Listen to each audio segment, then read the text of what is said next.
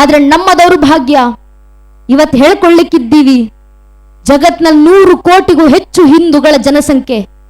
ಆದ್ರೆ ಅದರಲ್ಲಿ ಒಬ್ಬ ಹಿಂದುವಿನ ಮುಂದೆ ನಿಂತಿವತ್ತು ನೀನ್ ಯಾರಪ್ಪ, ನೀನ್ ಯಾವ ಸಮಾಜಕ್ಕೆ ಸೇರಿದವನು, ನಿನ್ನ ಪರಿಚಯ ಏನು ಅಂತ ಕೇಳಿದ್ರೆ ಹಿಂದುವಿನ ಬಾಯಿನಲ್ಲಿ ಧರ್ಮದ ಹೆಸರು ಬರೋಕು ಮುಂಚೆ ಜಾತಿ ಹೆಸರು ಬಂದಿರುತ್ತೆ.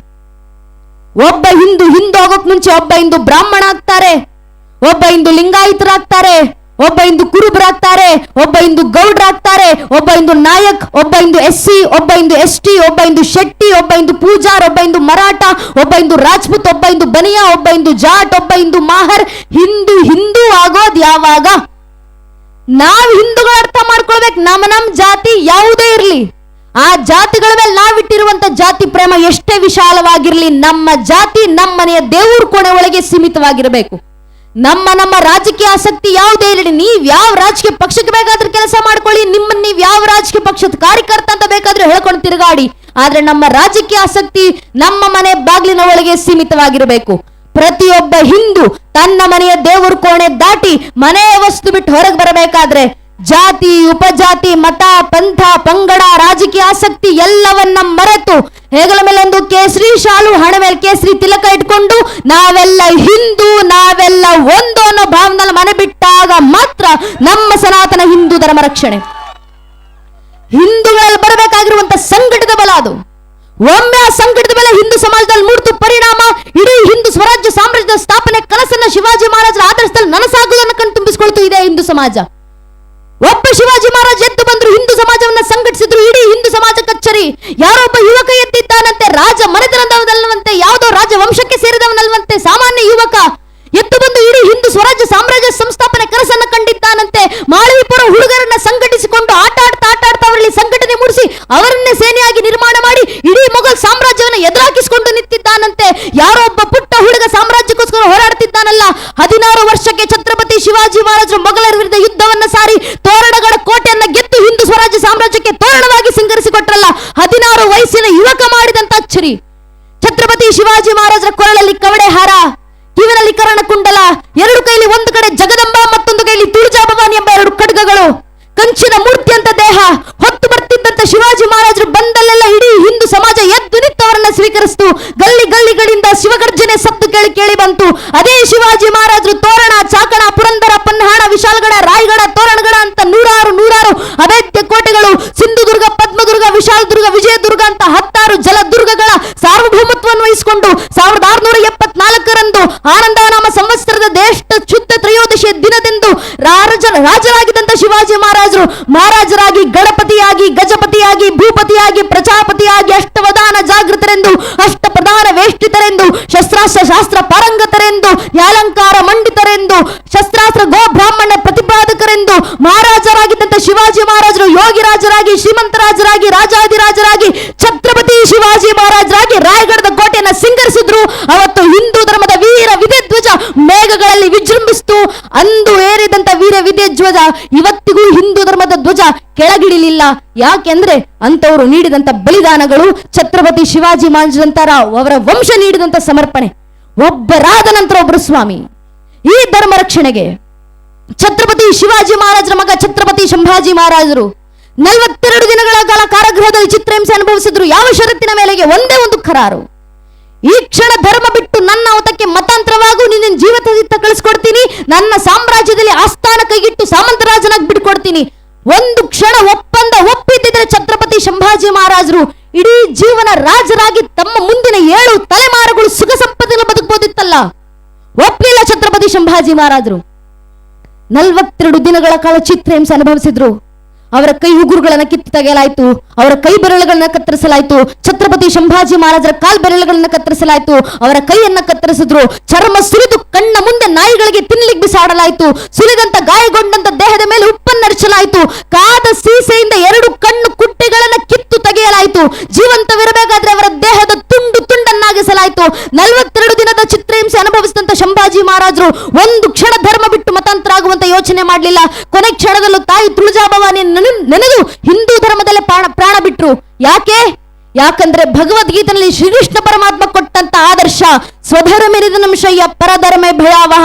ಧರ್ಮ ಬಿಟ್ಟು ಮತ್ತೊಂದು ಮತಕ್ಕೆ ಮತಾಂತರವಾಗಿ 100 ವರ್ಷ ಬದುಕೋದಕ್ಕಿಂತ ನನ್ನ ಧರ್ಮದ ಸಾಯಿಸಿದ್ರು ಸಾಕು, ನರಸಿಂಹನಂತೆ ಸಾಯ್ತೀನಿ ಅಂತ ಕೃಷ್ಣ ಪರಮಾತ್ಮ ಕೊಟ್ಟಂತ ಆದರ್ಶ. ಅದನ್ನ ಜೀವಂತ ಸಾಕ್ಷಿಗೊಳಿಸಿದವರು ಛತ್ರಪತಿ ಸಂಭಾಜಿ ಮಹಾರಾಜರು. ಅಂತವರಲ್ಲಿ ಧರ್ಮ ನಿಷ್ಠತೆಯನ್ನು ತುಂಬಿಸಿದ್ರು ಒಬ್ಬ ಛತ್ರಪತಿ ಶಿವಾಜಿ ಮಹಾರಾಜರು. ಒಬ್ಬ ಶಿವಾಜಿ ಮಹಾರಾಜರು ತಯಾರು ಮಾಡಿದಂತ ಸೇನೆರಿ ಅದು. ಒಬ್ಬ ಶಿವಕಾಶಿ ಛತ್ರಪತಿ ಶಿವಾಜಿ ಮಹಾರಾಜರು ಕೋಟೆನಲ್ಲಿ ಕೂತಿದ್ದಾರೆ. ಇಡೀ ಕೋಟೆಯನ್ನು ಬಿಜಾಪುರದ ಸುಲ್ತಾನನ ಸೈನಿಕರು ಬಂದು ಆವರಿಸಿಕೊಂಡಿದ್ದಾರೆ. ಅವರ ಮುತ್ತಿಗೆ ತೆರವಾಗ್ತಿಲ್ಲ. ಛತ್ರಪತಿ ಶಿವಾಜಿ ಮಹಾರಾಜರು ಕೋಟೆಯಲ್ಲಿ ಉಳಿದ್ರೆ ಒಂದು ಹಸುವಿನಿಂದ ಸಾಯಬೇಕು, ಹೊರಗೆ ಬಂದ್ರೆ ಆ ಮೊಘಲರ ಸೇನೆಯಿಂದ ಸಾಯಬೇಕು. ಒಳಗೆ ಕೋಟೆ ಒಳಗೆ 600 ಜನ ಹಿಂದೂ ಸೈನಿಕರಿದ್ದಾರೆ. ಕೋಟೆ ಹೊರಗೆ ಬಿಜಾಪುರದ ಸುಲ್ತಾನನ 12,000 ಜನರ ಸೇನೆ ಎದುರಿಗೆ ನಿಂತಿದೆ. ಏನು ಮಾಡಬೇಕು? ಒಬ್ಬ ಶಿವಕಾಶಿದ್ ಎಂಬ ಈಗ ನಾವು ಹೇಳುವಂತ ಸವಿತಾ ಸಮಾಜಕ್ಕೆ ಸೇರಿದಂತ ವ್ಯಕ್ತಿ ಕ್ಷೌರಿಕರು ವೃತ್ತಿಯಿಂದ ಶಿವಕಾಶಿದ್ ಬಂದು ಶಿವಾಜಿ ಮಹಾರಾಜರ ಮುಂದೆ ನಿಂತು ಕೇಳ್ತಾರೆ, ಮಹಾರಾಜರೇ, ನಾನು ನೋಡ್ಲಿಕ್ಕೆ ನಿಮ್ಮ ರೀತಿಯೇ ಇದ್ದೀನಿ. ನನ್ನ ಮುಖ ಚಹರೆ, ನನ್ನ ದೇಹದ ಆಕಾರ ಎಲ್ಲವೂ ನಿಮ್ಮ ರೀತಿಯಲ್ಲೇ ಇದೆ.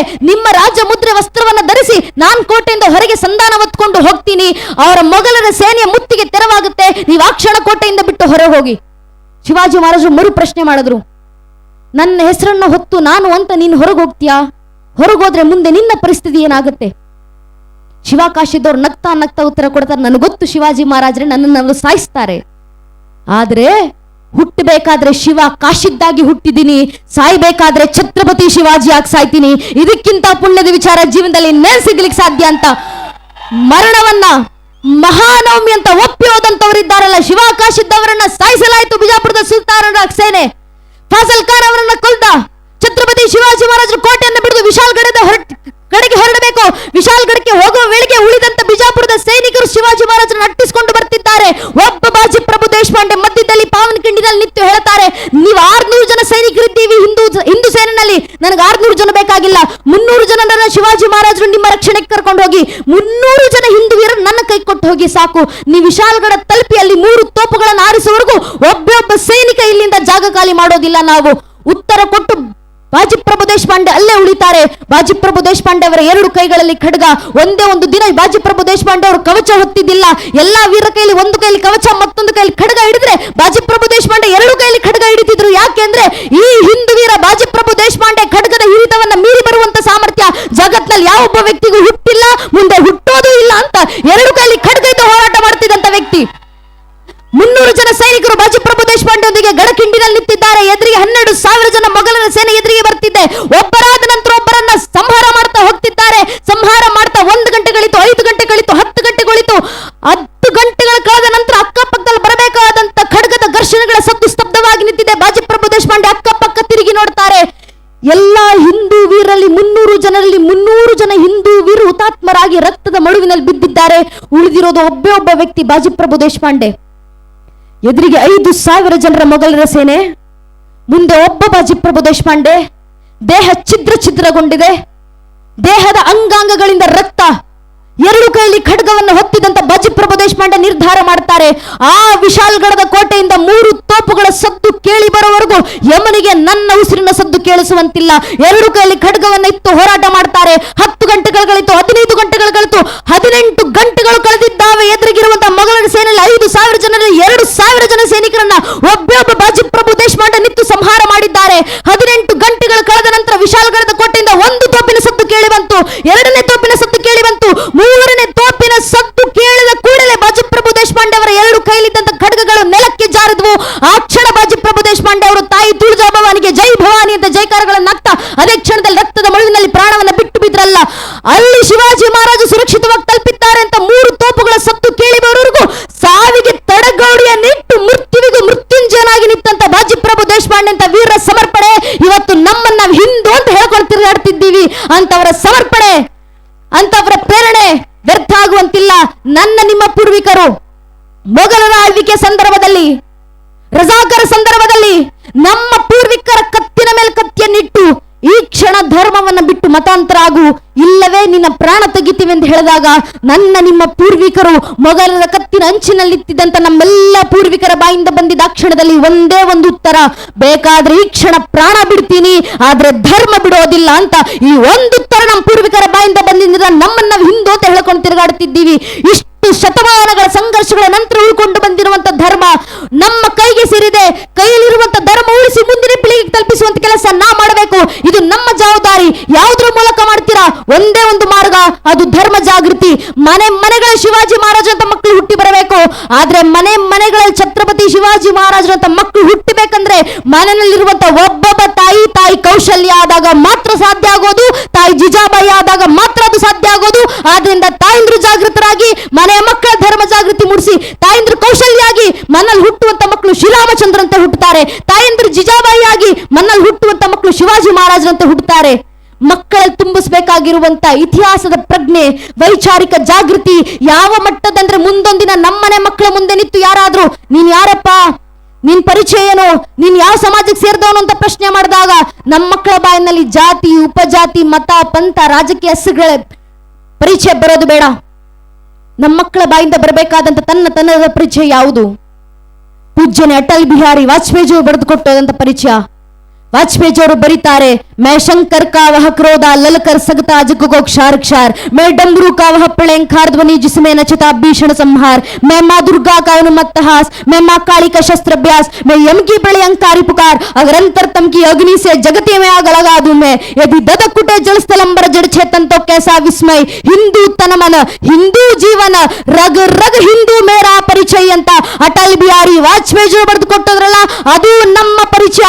ಆ ಸ್ವಂತಿಕೆ ಪರಿಚಯ ನಮ್ಮನೆ ಮಕ್ಕಳಿಗೆ ಮಾಡಿಸುವ ಕೆಲಸ ಯಾರದು? ತಾಯಿಂದಿರದ್ದು. ನಿಮಗೆ ಸಾಧ್ಯವಾದ್ರೆ ಮಕ್ಕಳಿಗೆ ಧರ್ಮ ಬೋಧನೆ ಮಾಡಿಸಿ. ಆಗ್ಲಿಲ್ವಾ, ನಮಗೆ ಧರ್ಮ ಗ್ರಂಥಗಳನ್ನು ಓದಿಸಿ ಹೇಳುವಷ್ಟು ಸಮಯ ಇಲ್ಲ ಅಂತ ನಿಮಗೆ ಭಾಸವಾದ್ರೆ ಪರವಾಗಿಲ್ಲ, ಸಾಧ್ಯವಾದ್ರೆ ಇತಿಹಾಸ ಪರಿಚಯ ಮಾಡಿಕೊಡಿ. ಆಗ್ಲಿಲ್ಲ ಅಂದ್ರೆ ಕನಿಷ್ಠ ಪಕ್ಷ ವಾರಕ್ಕೆ ಒಂದು ದಿನ ಮನೆಯ ಮಕ್ಕಳನ್ನ ಕರ್ಕೊಂಡು ದೇವಸ್ಥಾನಕ್ಕೆ ಬನ್ನಿ, ದೇವಸ್ಥಾನದಲ್ಲಿ ಕೂರಿಸಿ ಮಕ್ಕಳ ಬಾಯಿಂದ ಭಜನೆಗಳನ್ನ ಹಾಡಿಸಿ ಸಾಕು. ಆ ಮಗುವಿನಲ್ಲಿ ತನ್ನಿಂತಾನೇ ಧರ್ಮ ಜಾಗೃತಿ ಆಗುತ್ತೆ. ಇವತ್ತು ಹಿಂದೂ ಮನೆ ಪೋಷಕರು ಮಾಡಬೇಕಾಗಿರುವಂತ ಮೊಟ್ಟ ಮೊದಲ ಕೆಲಸ ಇದು, ಮನೆ ಮಕ್ಕಳನ್ನ ದೇವಸ್ಥಾನಕ್ಕೆ ಕರ್ಕೊಂಡು ಬರೋದು. ನಮ್ಮ ಹಿರಿಯರು ಪ್ರತಿ ವರ್ಷ ಇವತ್ತಿಗೂ ಪಾಂಡುರಂಗ ದರ್ಶನ ಮಾಡಲಿಕ್ಕೆ ಪಂಡರಿಪುರಕ್ಕೆ ಕಾಲ್ನಡಿಗೆನಲ್ಲಿ ಹೋಗ್ತಾರೆ. ದೇಶದ ಮೂಲೆ ಮೂಲೆಗಳಿಂದ ಲಕ್ಷಾಂತರ ಹಿಂದೂ ಬಾಂಧವರು ಹರಿದು ಬರ್ತಾರೆ ಕಾಲ್ನಡಿಗೆನಲ್ಲಿ ದರ್ಶನ ಮಾಡಿ ಹೋಗ್ಲಿಕ್ಕೆ. ಯಾಕೆ? ಅವ್ರ ಗ್ರಂಥಗಳು ಓದಿದ್ರ, ಅವ್ರಿಗೆ ನೀಲನಕ್ಷೆ ಹಾಕಿ ಕೊಟ್ಟರೆ ನಮ್ಮ ಪೂರ್ವಿಕರು ಇದೇ ಮಾರ್ಗದಲ್ಲಿ ಹೋಗ್ಬೇಕು, ಇಷ್ಟೇ ಜನ ಹೋಗ್ಬೇಕು, ಇದೇ ಪದ್ಧತಿನಲ್ಲಿ ಹೋಗ್ಬೇಕು, ಇದೇ ಸ್ವರೂಪದಲ್ಲಿ ಹೋಗಬೇಕು, ಇದರ ಇತಿಹಾಸ ಇಲ್ಲ ಸ್ವಾಮಿ. ಆ ಭಕ್ತಿ ಅವರಲ್ಲಿ ಮೂಡ್ಲಿಕ್ಕೆ, ಧರ್ಮನಿಷ್ಠತೆ ಬರಲಿಕ್ಕೆ ಗ್ರಂಥಗಳನ್ನು ಓದುವಂತ ಅವಶ್ಯಕತೆ ಬೇಕಾಗ್ಲಿಲ್ಲ. ವಾರಕ್ಕೊಂದು ದಿನ ಹಿರಿಯರು ದೇವಸ್ಥಾನದಲ್ಲಿ ಕೂತು ಭಜನೆ ಹಾಡ್ತಿದ್ರಲ್ಲ, ಮಾಜಾ ವಡಿಲಾಂಚಿ ಮೀರಾಜಿಗ ದೇವ ತುಜಿ ಚರಣ ಸೇವಾ ಪಾಂಡುರಂಗ ಅಂತ.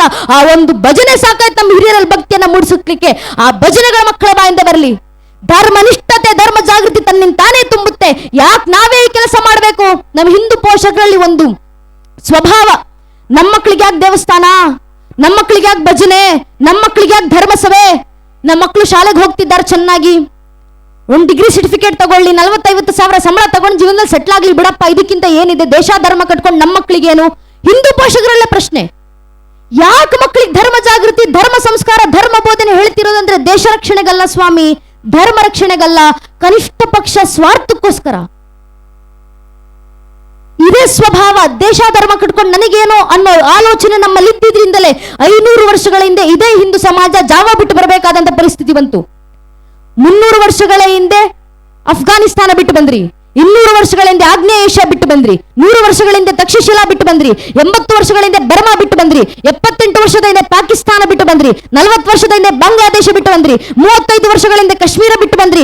ಇಷ್ಟೆಲ್ಲ ಆದ ನಂತರವೂ ಹಿಂದೂ ಸಮಾಜ ಜಾಗೃತವಾಗ್ಲಿಲ್ಲ, ಸಂಘಟಿತವಾಗ್ಲಿಲ್ಲ ಅಂದ್ರೆ ಇನ್ನು 20-25 ವರ್ಷದಲ್ಲಿ ಕೇರಳ ಬಿಡುವಂತ ಪರಿಸ್ಥಿತಿ ಬರುತ್ತೆ, 30-35 ವರ್ಷದಲ್ಲಿ ವೆಸ್ಟ್ ಬೆಂಗಾಲ್ ಬಿಡುವಂತ ಪರಿಸ್ಥಿತಿ ಬರುತ್ತೆ, 40-45 ವರ್ಷದಲ್ಲಿ ಅಸ್ಸಾಂ ಬಿಡುವಂತ ಪರಿಸ್ಥಿತಿ ಬರುತ್ತೆ. ಬಿಟ್ಟು ಎಲ್ಲಿಗೆ ಹೋಗ್ತೀರಾ ಹಿಂದೂ ಸಮಾಜ? ಜಗತ್ತಿನ ಬೇರೆ ದೇಶಗಳನ್ನ ತೊರೆದು ಭಾರತಕ್ಕೆ, ನಮ್ಮ ಸ್ವಂತ ರಾಷ್ಟ್ರಕ್ಕೆ ಬಂದ್ರಿ.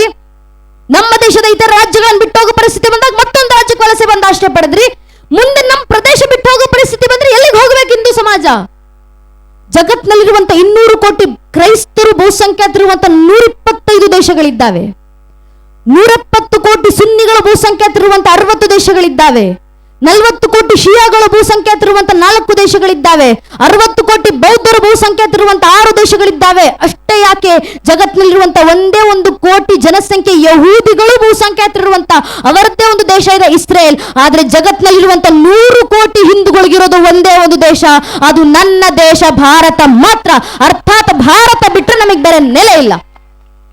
ನನ್ನ ಮನೆಯಲ್ಲಿ ನಾನು ಸುಖವಾಗಿರ್ಬೇಕು, ನನ್ನ ಮಕ್ಕಳು ಸುಖವಾಗಿರ್ಬೇಕು, ಮೊಮ್ಮಕ್ಕಳು ಸುರಕ್ಷಿತವಾಗಿರ್ಬೇಕಂದ್ರೆ ನನ್ನ ಮನೆ ಸುರಕ್ಷಿತವಾಗಿರ್ಬೇಕಲ್ವಾ? ನನ್ನ ಮನೆ ಸುರಕ್ಷಿತವಾಗಿರ್ಬೇಕಂದ್ರೆ ನನ್ನ ಗಲ್ಲಿ ಸುರಕ್ಷಿತವಾಗಿರಬೇಕು, ನನ್ನ ಗಲ್ಲಿ ಸುರಕ್ಷಿತವಾಗಿರ್ಬೇಕಂದ್ರೆ ನನ್ನ ತಾಲೂಕು ಸುರಕ್ಷಿತವಾಗಿರಬೇಕು, ನನ್ನ ತಾಲೂಕು ಸುರಕ್ಷಿತವಾಗಿರ್ಬೇಕಂದ್ರೆ ನನ್ನ ಜಿಲ್ಲೆ ಸುರಕ್ಷಿತವಾಗಿರಬೇಕು, ನನ್ನ ಜಿಲ್ಲೆ ಸುರಕ್ಷಿತವಾಗಿರ್ಬೇಕಂದ್ರೆ ನನ್ನ ರಾಜ್ಯ ಸುರಕ್ಷಿತವಾಗಿರಬೇಕು, ನನ್ನ ರಾಜ್ಯ ಸುರಕ್ಷಿತವಾಗಿರ್ಬೇಕಂದ್ರೆ ನನ್ನ ದೇಶ ಸುರಕ್ಷಿತವಾಗಿರಬೇಕು, ನನ್ನ ಭಾರತ ದೇಶ ಸುರಕ್ಷಿತವಾಗಿರಬೇಕಂದ್ರೆ ನನ್ನ ಭಾರತ ದೇಶದ ಮೂಲ ಅಸ್ಮಿತೆ ಮತ್ತು ಅಸ್ತಿತ್ವವಾಗಿರುವಂತ ಸನಾತನ ಹಿಂದೂ ಧರ್ಮದ ಸಂರಕ್ಷಣೆ ಆದಾಗ ಮಾತ್ರ ಇವೆಲ್ಲವೂ ರಕ್ಷಣೆ ಆಗ್ಲಿಕ್ಕೆ ಸಾಧ್ಯ. ಇದನ್ನೇ ಹಿರಿಯರು ಹೇಳಿದ್ದು ಅಖಂಡ ಮಂಡಲಾಕಾರ. ಅಖಂಡ ಮಂಡಲದಲ್ಲಿ ನಾನು ನೀನು ಒಂದೊಂದು ಬಿಂದುಗಳಷ್ಟೇ. ನಮ್ಮ ಸಂರಕ್ಷಣೆ ಆಗಬೇಕಾ? ದೇಶ ಧರ್ಮ ಎಂಬ ಅಖಂಡ ಮಂಡಲದ ಸಂರಕ್ಷಣೆ ಆಗಬೇಕು. ಅದರ ಸಂರಕ್ಷಣೆಗೆ ಶ್ರಮವನ್ನ ವಹಿಸಿ. ನಾವು ಮಕ್ಕಳಿಗೆ ಶಿಕ್ಷಣ ಕೊಡಿಸಿದ್ದೀವಿ, ಸಾಕು. ಆಸ್ತಿ ಅಂತಸ್ತು ಮಾಡಿಕ್ಕಿದ್ದೀವಿ, ಸಾಕು. ಒಂದು ಶಿಕ್ಷಣ, ಒಂದು ಹಣ ಎರಡಿದ್ರೆ ಜಗತ್ನಲ್ಲಿ ಯಾವ ಮೂಲೆಯಲ್ಲಿ ಬೇಕಾದ್ರೂ ಬದುಕೊಂತಾರಲ್ಲ, ಆರಾಮಾಗಿರ್ತಾರಲ್ಲ. ಭ್ರಮೆ ಇದೆಯಲ್ಲ ಹಿಂದೂ ಪೋಷಕರಲ್ಲಿ, ಹಿಂದೂ ಸಮಾಜದಲ್ಲಿ. ಇತಿಹಾಸ ಟೆಕ್ಸ್ಟ್ ಬುಕ್ ಎಕ್ಸಾಂಪಲ್ಸ್ ಗಳನ್ನ ಚರಿತ್ರೆ ನಮಗೆ ನೀಡ್ತಾ ಬಂದಿದೆ. 90 ವರ್ಷಗಳ ಹಿಂದೆ ರಂಗೂನ್ನಲ್ಲಿದ್ದಂತ ಅತ್ಯಂತ ವಿದ್ಯಾವಂತ, ಅತ್ಯಂತ ಶ್ರೀಮಂತ ಸಮಾಜ ಯಾರ್ದು? ಹಿಂದೂಗಳದಲ್ವಾ? ಅಲ್ಲಿದ್ದಂತ ಹಿಂದೂಗಳು ಏನಾದ್ರು? 78 ವರ್ಷಗಳಿಂದ ಪಾಕಿಸ್ತಾನದ ಲಾಹೋರ್ನಲ್ಲಿದ್ದಂತ ಅತ್ಯಂತ ವಿದ್ಯಾವಂತ, ಅತ್ಯಂತ ಶ್ರೀಮಂತ ಸಮಾಜ ಯಾರ್ದು? ಹಿಂದೂಗಳದಲ್ವಾ? ಅಲ್ಲಿದ್ದಂತ ಹಿಂದೂಗಳು ಎಲ್ಲಿಗೆ ಹೋದ್ರು? 45 ವರ್ಷಗಳ ಹಿಂದೆ ಬಾಂಗ್ಲಾದೇಶದಲ್ಲಿದ್ದಂತ ಅತ್ಯಂತ ವಿದ್ಯಾವಂತ, ಅತ್ಯಂತ ಶ್ರೀಮಂತ ಸಮಾಜ ಯಾರ್ದು? ಹಿಂದೂಗಳದಲ್ವಾ? ಅಲ್ಲಿದ್ದಂತ ಹಿಂದೂಗಳು ಎಲ್ಲಿಗೆ ಹೋದ್ರು? 35 ವರ್ಷಗಳ ಹಿಂದೆ ಕಾಶ್ಮೀರದಲ್ಲಿದ್ದಂತ ಅತ್ಯಂತ ವಿದ್ಯಾವಂತ, ಅತ್ಯಂತ ಶ್ರೀಮಂತ ಸಮಾಜ ಯಾರ್ದು? ಹಿಂದೂಗಳದಲ್ವಾ? ಅಲ್ಲಿದ್ದಂತ ಹಿಂದೂಗಳ ಪರಿಸ್ಥಿತಿ ಏನಾಯ್ತು? ಅಲ್ಲಿನ ಹಿಂದೂಗಳಿಗೆ ಶಿಕ್ಷಣದ ಕೊರತೆ ಬಂತ, ಅಕ್ಷರ ಜ್ಞಾನದ ಕೊರತೆ ಬಂತ, ಡಿಗ್ರಿ ಸರ್ಟಿಫಿಕೇಟ್ಗಳ ಕೊರತೆ ಬಂತ, ಪಾಂಡಿತ್ಯದ ಕೊರತೆ ಬಂತ. ಕಶ್ಯಪರ ಕಾಶ್ಮೀರ ಸ್ವಾಮಿಯದು ಇಡೀ ಸನಾತನ ಹಿಂದೂ ಧರ್ಮದ ಜ್ಞಾನ ಪರಂಪರೆಗೆ ಶಿಖರಪುಂಜವಾಗಿ ಬೆಳಗ್ತಿದ್ದಂತ ಕಾಶ್ಮೀರ. ಅವ್ರಿಗೆ ಅಕ್ಷರ ಜ್ಞಾನ ಕಡಿಮೆ ಆಯ್ತಾ? ಅವ್ರಿಗೆ ಆಸ್ತಿ ಅಂತಸ್ತು ಕಡಿಮೆ ಆಯ್ತಾ? ಪೂರ್ವಿಕರು ಶತಮಾನಗಳಿಂದ ಮಾಡಿಟ್ಟಂತ ಆಸ್ತಿ ಅಂತಸ್ತರ ಸುಖದ ಸುಪ್ಪತ್ತಿಗೆಲ್ಲ ಅನುಭವಿಸಿಕೊಂಡು ಬಂದವರಲ್ವಾ? ಕಾಶ್ಮೀರದ ಪಂಡಿತರಿಗೆ, ಕಾಶ್ಮೀರದ ಹಿಂದೂಗಳ ಕೊರತೆ ಆಗಿದ್ದೇನು? ಅಕ್ಷರ ಅಲ್ಲ, ಅಕ್ಷರಾಭ್ಯಾಸ ಅಲ್ಲ, ಶಿಕ್ಷಣ ಅಲ್ಲ, ಆಸ್ತಿ ಅಂತಸ್ತಲ್ಲ. ಎರಡೇ, ಒಂದು ಧರ್ಮ ಜಾಗೃತಿ, ಮತ್ತೊಂದು ಧರ್ಮ ಸಂಘಟನೆ. ಎರಡರ ಕೊರತೆ ಆದಿದ್ದರಿಂದ ಇವತ್ತು ಕಾಶ್ಮೀರದ ಹಿಂದೂಗಳ ಪರಿಸ್ಥಿತಿ ಏನಾಗಿದೆ ನಾವೇ ಜೀವಂತ ಸಾಕ್ಷಾತ್ ದೇಶದಲ್ಲಿ ಗಮನಿಸ್ತಿದ್ದೀವಿ. ಇತಿಹಾಸ, ಪ್ರಸ್ತುತ ಎಲ್ಲವೂ ಹೇಳ್ತಾ ಬಂದಿರೋದು ಒಂದೇ ಒಂದು ಮಾತು: ಧರ್ಮ ಜಾಗೃತಿ, ಧರ್ಮ ಸಂಘಟನೆ. ಸಂಘಟಿತರಾಗಿ ಮನೆ ಮನೆಗಳ ಧರ್ಮ ಜಾಗೃತಿ ತುಂಬಿಸಿ ನಾವು ಕಾರ್ಯಕ್ರಮ ಮಾಡ್ತಿರ್ಬೇಕಾದ್ರೆ ಜಾತಿ ಮತ ಪಂಥ ಅಂತ ಹೇಳಿಕೊಂಡು ನಮ್ಮ ನಾಯಕರನ್ನು ಜಾತಿ ಮತ ಪಂಥಗಳಿಗೆ ಸೇರಿಸಿ ಶಿವಾಜಿ ಮಹಾರಾಜರ ಜಯಂತಿ ಆಚರಿಸಿದ್ರೆ ನಾವ್ಯಾಕೆ ಶಿವಾಜಿ ಮಹಾರಾಜ ಜಯಂತಿ ಆಚರಿಸಬೇಕು? ಮಹಾರಾಷ್ಟ್ರದವರು ಆಚರಿಸ್ಕೊಳ್ತಾರ ಬಿಡಿ, ಮರಾಠರಿಗೆ ಆಚರಿಸ್ಕೊಳ್ತಾರ ಬಿಡಿ, ಅವರೇನು ಕರ್ನಾಟಕದವ್ರು ಅಲ್ವಲ್ಲ? ಪ್ರಶ್ನೆ ಮಾಡ್ತೀವಲ್ಲ ನಾವೇ. ನಾನ್ ಹೇಳ್ತಿರೋ ಮಾತಲ್ಲ. R.C. ಧೀರಿ ಎಂಬ 13 ವರ್ಷಗಳ ಕಾಲ ಶಿವಾಜಿ ಮಹಾರಾಜರ ಮೇಲೆ ಇತಿಹಾಸವನ್ನು ಅಧ್ಯಯನ ಮಾಡಿ ಒಂದು ಪುಸ್ತಕ ಬರೆದಿದ್ದಾರೆ. ಶಿವಗಣಾಚ ಶಂಭು ಮಹಾರಾಜರಂತ ಮರಾಠಿನಲ್ಲಿರುವಂತಹ ಪುಸ್ತಕ. ಅದರ ಸಾಧ್ಯ ಅನುವಾದ ಸಿಕ್ಕಿದ್ರೆ ದಯವಿಟ್ಟು ಓದಿ ನೋಡಿ. ಆ ಪುಸ್ತಕದಲ್ಲಿ R.C. ಧೀರೆ, ಮತ್ತೆ ಹೇಳ್ತಿದ್ದೀನಿ, 13 ವರ್ಷ ಅಧ್ಯಯನ ಮಾಡಿ ಬರೆದಿರುವಂತಹ ಪುಸ್ತಕ. ಆ ಪುಸ್ತಕದಲ್ಲಿ R.C. ಧೀರೆ ಅವರು ದಾಖಲಿಸ್ತಾರೆ, ಶಿವಾಜಿ ಮಹಾರಾಜರನ್ನ ಎಲ್ಲೂ ಮಹಾರಾಷ್ಟ್ರಕ್ಕೆ ಸೇರಿದವರು ಅಂತ ಹೇಳ್ತಾರೆ. ಶಿವಾಜಿ ಮಹಾರಾಜರದ ವಂಶದ ಮೂಲ ಪುರುಷ ಯಾರು ಅಂತ ಕೇಳಿದ್ರೆ ಶಿವಾಜಿ ಮಹಾರಾಜರ ವಂಶದ ಮೂಲ ಪುರುಷನ ಹೆಸರು ಬೆಳ್ಳಿಯಪ್ಪ ಅಂತ. ಈ ಬೆಳ್ಳಿಯಪ್ಪ ಇದ್ದಿದ್ದೆಲ್ಲಿ ಅಂದ್ರೆ ಮಹಾರಾಷ್ಟ್ರದಲ್ಲ, ನಮ್ಮದೇ ಕರ್ನಾಟಕದ ಗದಗಿನ ಹತ್ರ ಇರುವಂತ ಶ್ರೀಶೈಲ ಮಲ್ಲಿಕಾರ್ಜುನರ ದೇವಸ್ಥಾನದಲ್ಲಿ ಸೇವೆ ಸಲ್ಲಿಸಿಕೊಂಡಿದ್ದಂತ ಇಲ್ಲಿಯ ಮೂಲದವರು ಛತ್ರಪತಿ ಶಿವಾಜಿ ಮಹಾರಾಜರ ವಂಶದ ಮೂಲ ಪುರುಷರು. ನಮಗೆ ಶಿವಾಜಿ ಮಹಾರಾಜರ ವಂಶದ ಮೂಲ ಪುರುಷ ಕರ್ನಾಟಕದವರು ಮಹಾರಾಷ್ಟ್ರದವರು ಬೇಕಾಗಿಲ್ಲ. ಯಾಕಂದ್ರೆ ಶಿವಾಜಿ ಮಹಾರಾಜ್ ಎಂದಿಗೂ ನಾನು ಮರಾಠರಿಗೆ ಸಾಮ್ರಾಜ್ಯ ಕಟ್ತೀನಿ ಅಂತ ಹೋದಂತವರಲ್ಲ. ಶಿವಾಜಿ ಮಹಾರಾಜರು ಕೊಟ್ಟ ಆದರ್ಶ ಯಾವುದು?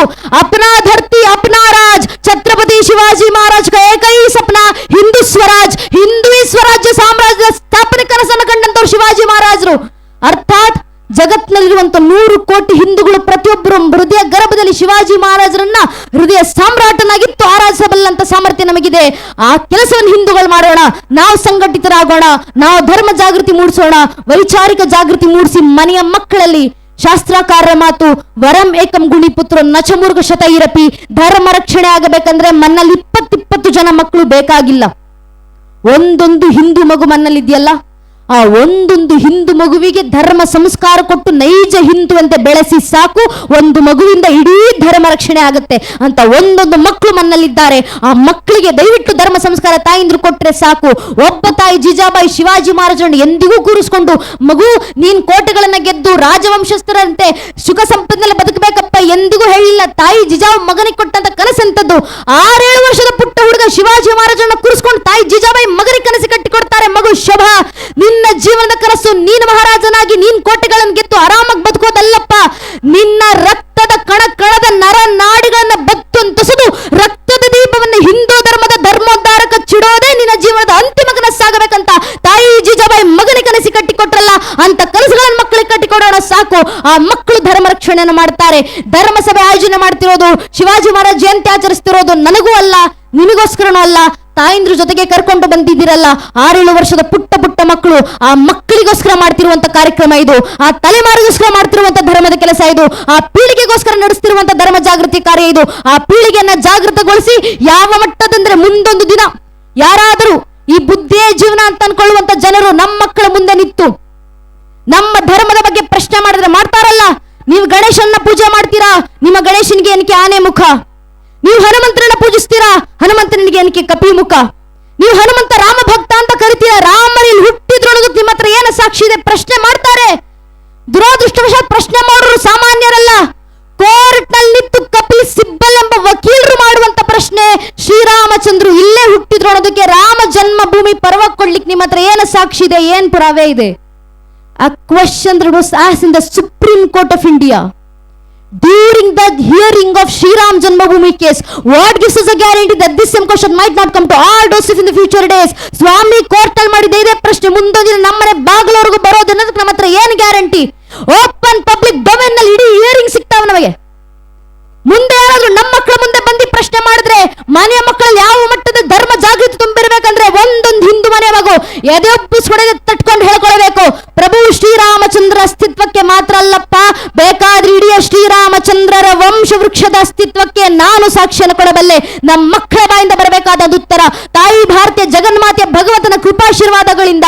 ಮೊದಲಿಗೆ ಬಂದದ್ದು ಶ್ರೀಹರಿ, ಶ್ರೀಹರಿಯ ಮಗ ಬ್ರಹ್ಮ, ಬ್ರಹ್ಮನ ಮಗ ಮರೀಚಿ, ಮರೀಚಿ ಮಗ ಕಶ್ಯಪ, ಕಶ್ಯಪನ ಮಗ ಸೂರ್ಯ, ಸೂರ್ಯನ ಮಗ ಮನು, ಮನುವಿನ ಮಗ ಇಕ್ಷ್ವಾಕು, ಇಕ್ಷ್ವಾಕುವಿನ ಮಗ ಕುಕ್ಷಿ, ಕುಕ್ಷಿಯ ಮಗ ವಿಕುಕ್ಷಿ, ವಿಕುಕ್ಷ ಮಗ ಬಾಣ, ಬಾಣನ ಮಗ ನರಾರಣ್ಯ, ಅನರಾರಣ್ಯನ ಮಗ ಭೃದು, ಭೃದುವಿನ ಮಗ ತ್ರಿಶಂಕು, ತ್ರಿಶಂಕುನ ಮಗ ದುಂಡುಮಾರ, ದುಂಡುಮಾರನ ಮಗ ಮಾಂಧಾತ, ಮಾಂಧಾತನ ಮಗ ಸುಸಂಧಿ, ಸುಸಂಧಿ ಮಗ ಧ್ರುವಸಂಧಿ, ಧ್ರುವಸಂಧಿಯ ಮಗ ಭರತ, ಭರತನ ಮಗ ಅಶೀತ, ಅಶೀತನ ಮಗ ಸಗರ, ಸಗರನ ಮಗ ಅಸಮಂಜಸ, ಅಸಮಂಜಸನ ಮಗ ಅಂಶುಮಂತ, ಅಂಶುಮಂತನ ಮಗ ದಿಲೀಪ, ದಿಲೀಪನ ಮಗ ಭಗೀರಥ, ಭಗೀರಥನ ಮಗ ಕುಕುತ್ಸು, ಕುಕುತ್ಸುವಿನ ಮಗ ರಘು, ರಘುವಿನ ಮಗ ಪ್ರಬರ್ಧ, ಪ್ರಬರ್ಧನ ಮಗ ಶಶಂಕು, ಶಶಂಕುವಿನ ಮಗ ಸುದರ್ಶನ, ಸುದರ್ಶನ ಮಗ ಅಗ್ನಿವರ್ಣ, ಅಗ್ನಿವರ್ಣನ ಮಗ ಶೀಘ್ರವೇದ, ಶೀಘ್ರವೇದನ ಮಗ ಮರು, ಮರುವಿನ ಮಗ ಪ್ರಶಿಷಕ, ಪ್ರಶಿಷಕನ ಮಗ ಅಂಬರೀಷ, ಅಂಬರೀಷನ ಮಗ ನಘೂಷ, ನಘೂಷನ ಮಗ ಯಾತಿ, ಯಾತಿಯ ಮಗ ನಾಭಾಗ, ನಾಭಾಗನ ಮಗ ಅಜ, ಅಜನ ಮಗ ದಶರಥ, ದಶರಥನ ಮಗನೇ ರಘುವಂಶದ ರಾಘವ ಪ್ರಭು ಶ್ರೀರಾಮಚಂದ್ರರು ಅಂತ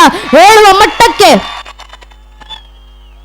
ಒಂದೊಂದು ಹಿಂದೂ ಮಗುವಿನಲ್ಲೂ ಇಷ್ಟು ವೈಚಾರಿಕ ಜಾಗೃತಿ ನಾವು ತುಂಬಿಸಿದ್ರೆ ಸಾಕು ನನ್ನ ನೆಚ್ಚಿನ ಬಂಧುಗಳೇ. ಧರ್ಮ ರಕ್ಷಣೆ ಆಯ್ತಂತ ಅರ್ಥ, ಪರಂಪರೆ ಉಳಿವಾಯ್ತಂತ ಅರ್ಥ.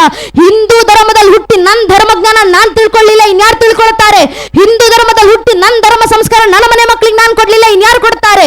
ಹಿಂದೂ ಧರ್ಮದಲ್ಲಿ ಹುಟ್ಟಿ ನನ್ನ ಧರ್ಮ ಸಭೆಯಲ್ಲಿ ನಾನು ಬಂದು ಭಾಗವಹಿಸಲಿಲ್ಲ, ಇನ್ಯಾರು ಭಾಗವಹಿಸ್ತಾರೆ? ಹಿಂದೂ ಧರ್ಮದಲ್ಲಿ ಹುಟ್ಟಿ ನನ್ನ ಧಾರ್ಮಿಕ ಕ್ಷೇತ್ರಗಳ ಪರವಾಗಿ ನಾನು ನಿಲ್ಲ, ಇನ್ಯಾರು ನಿಲ್ತಾರೆ? ಹಿಂದೂ ಧರ್ಮದಲ್ಲಿ ಹುಟ್ಟಿ ನನ್ನ ಮಠಾಧೀಶರ ಅವಿಚ್ಛಿನ್ನ ಗುರು ಪರಂಪರೆಗೆ ನಾನು ರೂಢಿಯಾಗಿ ನಿಲ್ಲಿಲ್ಲ, ಇನ್ಯಾರು ರೂಢಿಯಾಗಿ ನಿಲ್ತಾರೆ? ಹಿಂದೂ ಧರ್ಮದಲ್ಲಿ ಹುಟ್ಟಿ ನನ್ನ ಧಾರ್ಮಿಕ ಸಂಕೇತ ಸ್ವಾಭಿಮಾನದಿಂದ ನಾನು ಧರಿಸ್ತಿಲ್ಲ, ಇನ್ಯಾರು ಧರಿಸ್ಕೊಂಡು ಓಡಾಡ್ತಾರೆ? ಹಿಂದೂ ಧರ್ಮದಲ್ಲಿ ಹುಟ್ಟಿ ನನ್ನ ಪರಂಪರೆ ನಾನು ಪ್ರತಿಷ್ಠಾಪನೆ ಮಾಡಿ ಹೋಗ್ಲಿಲ್ಲ, ಇನ್ಯಾರು ಪ್ರತಿಷ್ಠಾಪಿಸ್ತಾರೆ? ಸ್ವಾಮಿ ಹಿಂದೂ ಧರ್ಮದಲ್ಲಿ ಹಿಂದುವಾಗಿ ಹುಟ್ಟಿ ಹಿಂದೂ ಧರ್ಮ ರಕ್ಷಣೆಗೆ ನಾನು ನೀವುಗಳು ಮುಂದೆ ಬರಲಿಲ್ಲ, ಮತ್ಯಾರು ಬರ್ತಾರೆ? ಮತ್ಯಾರು ಧರ್ಮ ರಕ್ಷಣೆ ಮಾಡ್ತಾರೆ? ಧರ್ಮ ರಕ್ಷಣೆಗೆ ನಮ್ಮ ಕೈಲಾಗುವಂತ ಕೊಡುಗೆ ಸಲ್ಲಿಸೋಣ. ನಿಮಗೆ ಮಾತಾಡ್ಲಿಕ್ಕಾಗತ್ತ ದಯವಿಟ್ಟು ಮಾತಾಡಿ, ಮನೆಯಲ್ಲಿ ಮಾತಾಡಿ, ಮನೆ ಮಕ್ಕಳ ಜೊತೆ ಮಾತಾಡಿ, ಕುಟುಂಬಸ್ಥರ ಜೊತೆ ಮಾತಾಡಿ, ಧರ್ಮ ಜಾಗೃತಿ ಮೂಡಿಸಿ. ಹಾಡ್ಲಿಕ್ಕಾಗತ್ತಾ ದೇಶಭಕ್ತಿ ಗೀತೆ ಹಾಡಿ, ಶರಣರ ವಚನಗಳನ್ನ ಹೇಳಿ, ದಾಸರ ಕೀರ್ತನೆಗಳನ್ನ ಹಾಡಿ, ಭಗವದ್ಗೀತೆ ಶ್ಲೋಕ ಪಠಿಸಿ, ವೇದ ಮಂತ್ರಗಳನ್ನ ಪಠಿಸಿ ಧರ್ಮ ಜಾಗೃತಿ ಮೂಡಿಸಿ. ಬರಲಿಕ್ಕಾಗತ್ತಾ ನೈಜ ಇತಿಹಾಸ ದಾಖಲಿಸಿ ಬರೆದು ಧರ್ಮ ಜಾಗೃತಿ ಮೂಡಿಸಿ. ಸಮಯ ಕೊಡ್ಲಿಕ್ಕಾಗತ್ತಾ ಬನ್ನಿ ಧರ್ಮ ಸಭೆಯಲ್ಲಿ ಸರಿ ಸಮಯ ಕೊಡಿ ಧರ್ಮ ಜಾಗೃತಿ ಮೂಡಿಸಿ. ಶ್ರಮ ಹಾಕ್ಲಿಕ್ಕಾಗತ್ತಾ ಕಾರ್ಯಕರ್ತರ ಜೊತೆ ಕೈ ಜೋಡಿಸಿ ಶ್ರಮವನ್ನ ಹಾಕಿ ಧರ್ಮ ಜಾಗೃತಿ ಮೂಡಿಸಿ. ಹಣ ಕೊಡ್ಲಿಕ್ಕಾಗತ್ತಾ ಊರಿನ ಮಠ ಮಂದಿರ ದೇವಸ್ಥಾನಗಳಿಗೆ ಆರ್ಥಿಕ ಸಹಾಯವನ್ನ ಮಾಡಿ ಧರ್ಮ ಜಾಗೃತಿ ಮೂಡಿಸಿ. ಯಾವುದೂ ಆಗ್ಲಿಲ್ವಾ? ಕನಿಷ್ಠ ಪಕ್ಷ ನಿಂತು ದೇಶ ಧರ್ಮದ ಪರವಾಗಿ ಒಂದು ಜೈಕಾರ ಹಾಕ್ಲಿಕ್ಕಾಗತ್ತಾ? ದೇಶ ಧರ್ಮದ ಪರವಾಗಿ ಒಂದು ಜೈಘೋಷ ಹಾಕಿ ಧರ್ಮ ಜಾಗೃತಿ ಮೂಡಿಸಿ. ಅದು ಆಗ್ಲಿಲ್ಲ ಅಂದ್ರೂ ಪರವಾಗಿಲ್ಲ, ಯಾರಾದ್ರೂ ನಿಂತು ದೇಶ ಧರ್ಮದ ಪರವಾಗಿ ಜೈಕಾರ ಹಾಕ್ತಿದ್ರೆ ಅವರ ಪಕ್ಕದಲ್ಲಿ ಹೋಗಿ ನಿಂತ್ಕೊಂಡು ಕೈ ಎತ್ತೋಣ ಸಾಕು. ನಾವು ದೇಶ ಧರ್ಮಕ್ಕೆ ಕೊಡುವಂತ ಕೊಡುಗೆ ಇಷ್ಟೇ. ಇಷ್ಟನ್ನು ಒಬ್ಬೊಬ್ಬ ಹಿಂದೂ ಮಾಡಿದ್ರೆ ಸಾಕು. ಒಬ್ಬೊಬ್ಬ ಹಿಂದೂ ಜನ್ಮಸಿದ್ಧ ಜವಾಬ್ದಾರಿ ಅಂತ ಮಾರ್ಗವನ್ನ ಪಾಲಿಸೋಣ. ಪರಂಪರೆ ಉಳಿವಿಗಾಗಿ ಮನೆ ಮಕ್ಕಳಿಗೆ ಸಂಸ್ಕಾರ ಕೊಟ್ಟು ವೈಚಾರಿಕವಾಗಿ ಜಾಗೃತಗೊಳಿಸೋಣ ಅಂತ ನಮ್ಮಲ್ಲಿ ಕೇಳ್ಕೊಳ್ತಾ ನಂಗೆ ಎರಡು ಮಾತುಗಳನ್ನು ಆಡ್ಲಿಕ್ಕೆ ಅವಕಾಶ ಮಾಡಿಕೊಟ್ಟಿರುವಂತಹ ಸಂಘಟನೆಯ ಸಮಿತಿ ಎಲ್ಲ ಹಿರಿಯರಿಗೆ, ವಿಶೇಷವಾಗಿ ನಮ್ಮ ಕಾರ್ಯಕರ್ತ ಅಣ್ಣಂದಿರಿಗೆ, ಊರ್ನಲ್ಲಿ ಒಂದು ಧರ್ಮಸಭೆ ಆಯೋಜನೆ ಮಾಡ್ಬೇಕಂದ್ರೆ ವಾರಗಟ್ಲೆ ತಿಂಗಳಗಟ್ಲೆ ಮನೆ ಬಿಟ್ಟು ಊಟ ಬಿಟ್ಟು ನಿದ್ದೆಗೆಟ್ಟು ಮಧ್ಯರಾತ್ರಿ 12 ಗಂಟೆ ಬೆಳಗಿನ ಜಾವ 6-2 ಗಂಟೆವರೆಗೂ ಇಡೀ ಊರು ತುಂಬ ಕೇಸರಿ ತೋರಣಗಳು ಬಂಟಿಂಗ್ಸ್ ಗಳನ್ನ ಕಟ್ಕೊಂಡು ನಿಂತಿರ್ತಾರೆ. ಅವ್ರಿಗೇನ್ ಮಣ್ಣಲ್ಲಿ ಕೆಲಸ ಇಲ್ಲ ಅಂತಲ್ಲ, ಮನೆಯಲ್ಲಿ 108 ಕೆಲಸ ಇದ್ರು ಮನೆ ಕೆಲಸ ಆಮೇಲೆ ಮೊದಲು ಧರ್ಮದ ಕೆಲಸ, ದೇಶದ ಕೆಲಸ, ಊರಿನ ಜನರ ಜಾಗೃತಿ ಕೆಲಸ ಆಗ್ಬೇಕಂತ ವೈಯಕ್ತಿಕ ಕೆಲಸ ಬದಿಗಿಟ್ಟು ಬಂದ ಧರ್ಮದ ಕೆಲಸ ಮಾಡ್ತಿರ್ತಾರೆ. ಮನನ 1000 ಸಮಸ್ಯೆ ಬಂದ್ರು ಇನ್ನೊಬ್ಬರು ಮುಂದೆ ಕೈ ಚಾಚಲಿಕ್ಕೆ ಹೋಗ್ತಿರುವಂತ ನಮ್ಮ ಕಾರ್ಯಕರ್ತ ಅಣ್ಣಂದಿರು ಧರ್ಮದ ಕೆಲಸ ಅಂತ ಬಂದಾಗ ಪ್ರತಿಯೊಬ್ಬ ಹಿಂದುವಿನ ಮನೆ ಮುಂದೆ ಬಂದು ನಿಂತು ಕೇಳಿರ್ತಾರೆ, ಧರ್ಮ ಸಭೆ ಮಾಡ್ತಿದ್ದೀವಿ, ನಿಮ್ ಕೈಲಾಗುವಂತ ಸಹಾಯ ಮಾಡಿ. ಆಗ್ಲಿಲ್ವಾ, ಸಮಯ ಕೊಟ್ಟು ಬಂದು ಧರ್ಮ ಸಭೆಯಲ್ಲಿ ಕೂರಿ ಸಾಕು, ಮನ್ನರ ಜಾಗೃತಿ ಮೂಡಿಸಿ ಅಂತ ತಾಯಿಂದ್ರ ಕೇಳಿಕೊಂಡಿರ್ತಾರೆ. ಅಷ್ಟು ನಿಸ್ವಾರ್ಥವಾಗಿ ಧರ್ಮಕ್ಕೋಸ್ಕರ ಕೆಲಸ ಮಾಡ್ತಿರುವಂತ ದೇವರ ಸಮಾನದ ನಮ್ಮ ಕಾರ್ಯಕರ್ತ ಅಣ್ಣಂದಿರಿಗೆ ನಾವು ಏನ್ ಗೌರವ ಸಲ್ಲಿಸ್ಲಿಕ್ಕೆ ಸಾಧ್ಯ? ಸೇರಿರುವಂತ 1000 ಜನ ಹಿಂದೂ ಬಾಂಧವರಲ್ಲಿ ಕೈ ಮುಗಿದು ವಿನಂತಿ, ದಯವಿಟ್ಟು ಕಾರ್ಯಕ್ರಮ ಮುಗಿಸ್ಕೊಂಡು ವಾಪಸ್ ಹೋಗೋಕೆ ಮುಂಚೆ ನಿಮ್ಮ ಸುತ್ತಮುತ್ತ ಹೆಗಲ ಮೇಲೆ ಕೇಸರಿ ಶಲ್ಯ ಹಾಕೊಂಡು ನಿಂತಿರುವಂತ ನಮ್ಮ ಕಾರ್ಯಕರ್ತ ಅಣ್ಣಂದಿರಿದ್ದಾರೆ. ದಯವಿಟ್ಟು ಹಿಂದೂ ಬಾಂಧವರು ಆ ಕಾರ್ಯಕರ್ತ ಅಣ್ಣಂದಿರ ಹತ್ರ ಹೋಗಿ ಅವರ ಹೆಗಲ್ ತಟ್ಟಿ, ನಿನ್ನ ಮನೆಯ ವೈಯಕ್ತಿಕ ಕೆಲಸ ಬದಿಗಿಟ್ಟು ಬಂದು ದೇಶ ಧರ್ಮ ಜಾಗೃತಿ ಕೆಲಸ ಮಾಡ್ತಿದ್ಯಲ್ಲಪ್ಪ, ನೀನು ನೋಡಿದ್ರೆ ಹೆಮ್ಮೆ ಅನಿಸುತ್ತೆ ಅಂತ ಆ ಕಾರ್ಯಕರ್ತ ಅಣ್ಣಂದ್ರೆ ಹೆಗಲ್ ತಟ್ಟಿ ಶಬಾಷ್ ಅಂತ ಹೇಳಿ ಹೋಗಿ ಸಾಕು. ನಮ್ಮ ಕಾರ್ಯಕರ್ತ ಅಣ್ಣಂದ್ರಿಗೆ ನಾವು ಕೊಡುವ ಗೌರವ ಇದೆ. ಶಾಸ್ತ್ರಾಕಾರ ಮಾರ್ಗದರ್ಶನ, ಧರ್ಮೋ ರಕ್ಷತಿ ರಕ್ಷಿತಃ. ಯಾರು ಧರ್ಮ ರಕ್ಷಣೆ ಮಾಡ್ತಾರೋ ಅವ್ರ ರಕ್ಷಣೆಗೆ ಧರ್ಮವೇ ನಿಂತಿರುತ್ತೆ.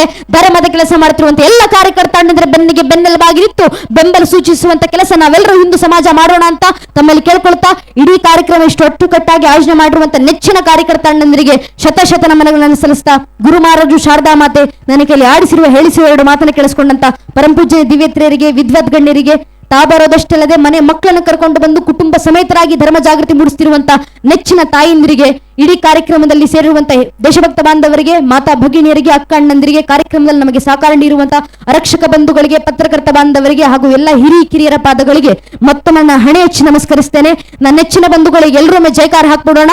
ಸುತ್ತಮುತ್ತ ಇರುವಂತಹ ಸಮಸ್ತ ಹಿಂದೂ ಬಾಂಧವರು ದಯವಿಟ್ಟು ನಿಮ್ಮ 2 ಕೈಗಳನ್ನ ಗಾಳಿನ ತೂರ್ತಾ ಉಚ್ಚ ಕಂಠದಿತನ ಜೊತೆ ಜಯಘೋಷ ಹಾಕಿ, ಭಾರತ್ ಮಾತಾ ಕಿ ವಂದೇ, ಜೈ ಶ್ರೀರಾಮ್, ನಮ ಪಾರ್ವತಿ ಪತಯೇ ಹರ ಹರ. ಜೈ ಹಿಂದ್, ವಂದೇ ಮಾತರಂ.